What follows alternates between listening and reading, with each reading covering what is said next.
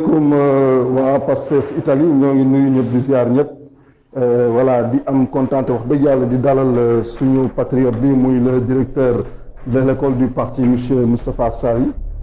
di ko ziar bu baax a baax di ko baalu àq ci weeru koor gi di baalu àq ñëpp. asalaamaaleykum mbokki Pastef Italie man Moustapha Sarri secrétaire national chargé de la formation directeur de l'école du parti maa am mbégte di ñëw bokk ak yéen jataay bi nga xam ne moom la ñu dëgmal di formation bu ñu jëmee ci connaissance du parti thème bi nga xam ne ci la ñuy waxtaan di connaissance du parti dafay thème bu am importance ndaxte nit ki su jëlee décision ne day engagé wu ci benn organisation surtout organisation politique war naa xam lan moo waral ñu sos ko ci ban contexte lañ ko sosee ak ñi ko sos ñooy ñan loolu militant bu nekk war na koo xam looloo tax te mu tey bi am importance boo xam ne foo ko natt rek weesu na ko.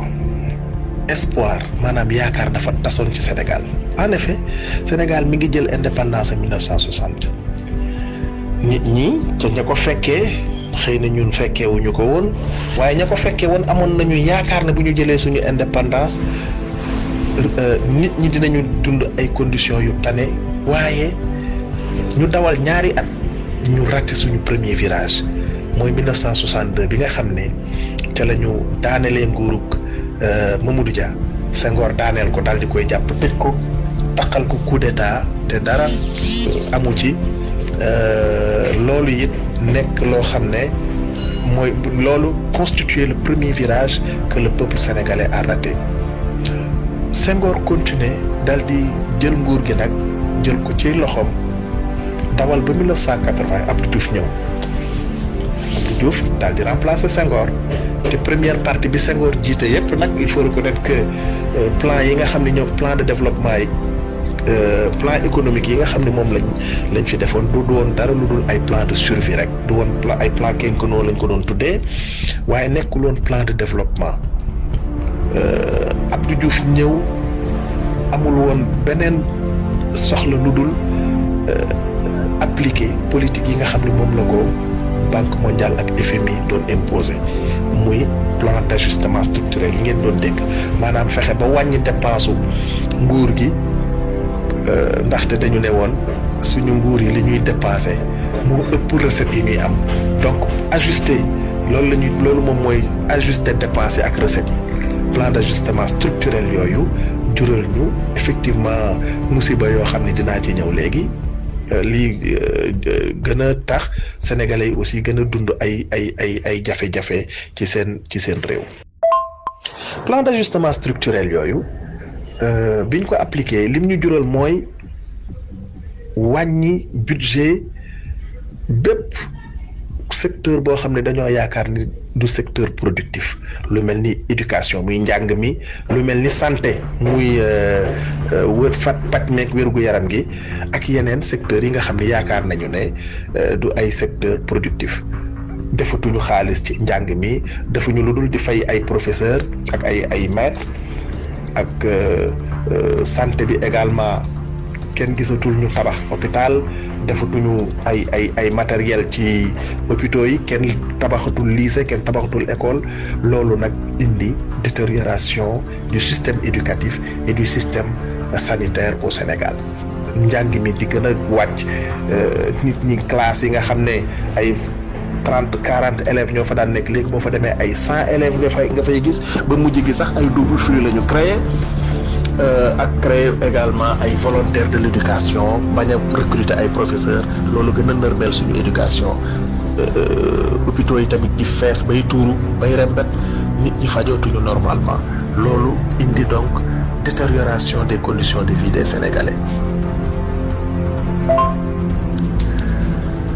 Abdou Diouf nekk ci nguur gi lu mat ñaar fukki at ba 2000 ñu réaliser enfin la première alternance au Sénégal. nit ñi yaakaar jógaat encore ñu yaakaar ne Ablaye Wade bu ñëwee dina changer réew mi fondamentalement ba suñu condition changer même su fekkente ni mën nañu reconnaître à Ablaye Wade que ni changer na le visage du pays ak façon bi nga xam ne moom la ñuy doxalee ak waa bitim réew il faut reconnaître que fondamentalement jikko yi changé wul au contraire sax dañoo gis ne jikko yi dafa gën a yàqu ci réew mi Ablaye Wade bi mu ñëwee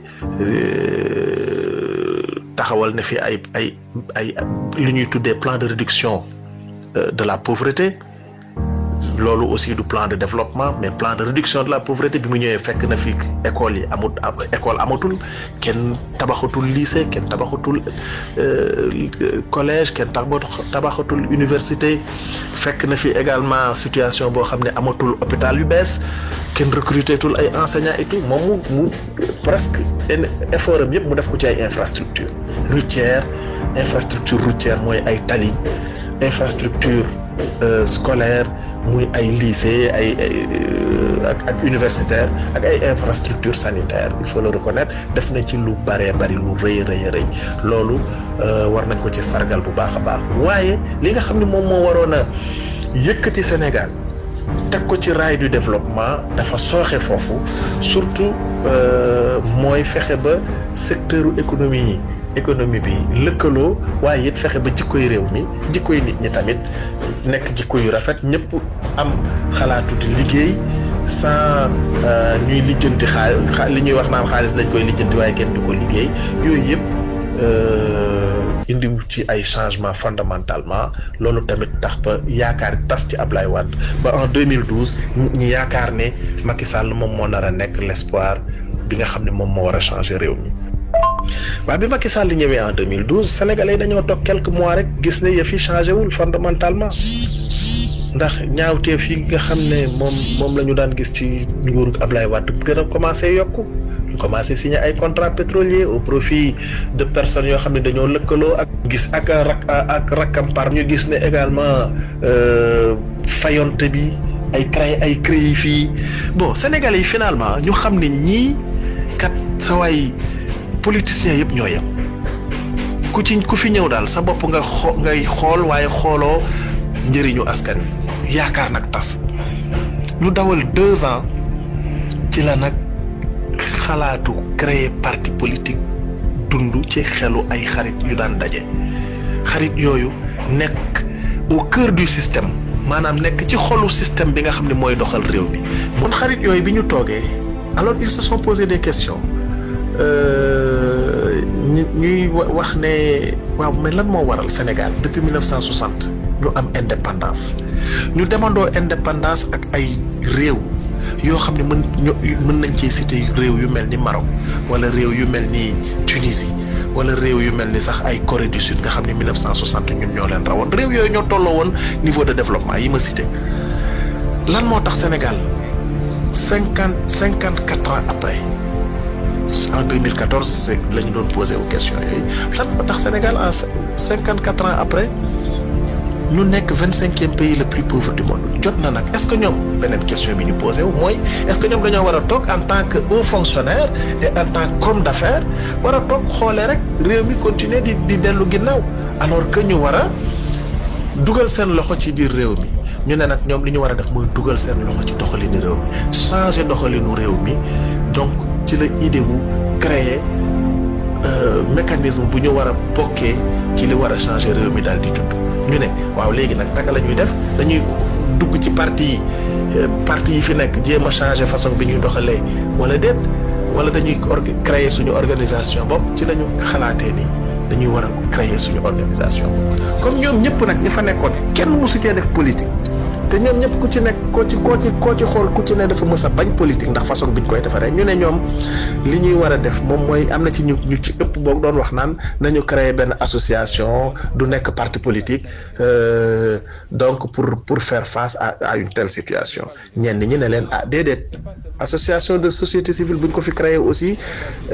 bu leen fàtte ni association yooyu am nañu bépp défaut wu parti politique yi waaye amuñu tamit prérogative ak qualité wu parti politique te ñun questions yi ñuy poser c'est des questions éminemment politiques donc nañu créer parti politique ci la ñu décider ne dañuy créer parti politique créer nag parti bi tuddee ko Patriotes du Sénégal pour le travail l'éthique et la fraternité bi ñu ko créé ñu ne waaw léegi ban façon type de parti la ñuy am ñenn ñi di xalaat naan dañu war a am parti boo xam ne ñetti nit a koy jiite dañuy am 3 présidents benn président bi ñu dénk ko bii pàcc beneen président bi ñu dénk ko beneen pàcc beneen président bi ñu dénk ko pàcc ba ca des waaye ñu toog ba xalaat ne kat loolu mën même bu fekkee dañoo bëgg a doxalee neneen ci réew mi loolu mën naa créer problème li ñu war a def bi ñu créé ginnaaw ba ñu créé parti pare nañu wut benn président waaye nag nañu seet ci ñun ñii ki nga xam ne war naa mën a porter suñu discours mooy fexe ba au moins ñetti qualité yi nekk ci nit kooku. jàngal la politique jàngal la état jàngal la jeexital boobu mooy des ci yow et c'est pourquoi aujourd'hui on a en Macky Sall un Ablaye Wade sans les qualités de Ablaye Wade. Il a tous les défauts du régime libéral sans en avoir les qualités moo tax njaaxum la mais foofu formatage boobu moo koy topp keneen ku ñu formaté ci Abdou Diouf wala ci Senghor wala ci Tanor yow it noonu nga mën a mel. Première qualité bi mooy dafa war a nekk un patriote invétéré patriote boo xam ne réew mee koy sax gënal jëmmi boppam. ñaareelu qualité bi dafa war a nekk nit koo xam ne du am benn gàkk-gàkk ci parcours am depuis bi mu commencé jàng ba bi muy liggéey du ñu gis ci moom benn gàkk-gàkk. ñetteelu qualité bi mooy kooku nag aussi ku war a am xam-xam la ku yàlla war a baaxee ci mbiru xalaat ak yooyu léegi ci la ñu toogee xalaat ne kat ñun ci parmi nous kenn dong la ñu gis ne moom moo war a mën a jiite moom la qualité yooyu au moins nekk ci moom mooy le président Ousmane Sonko.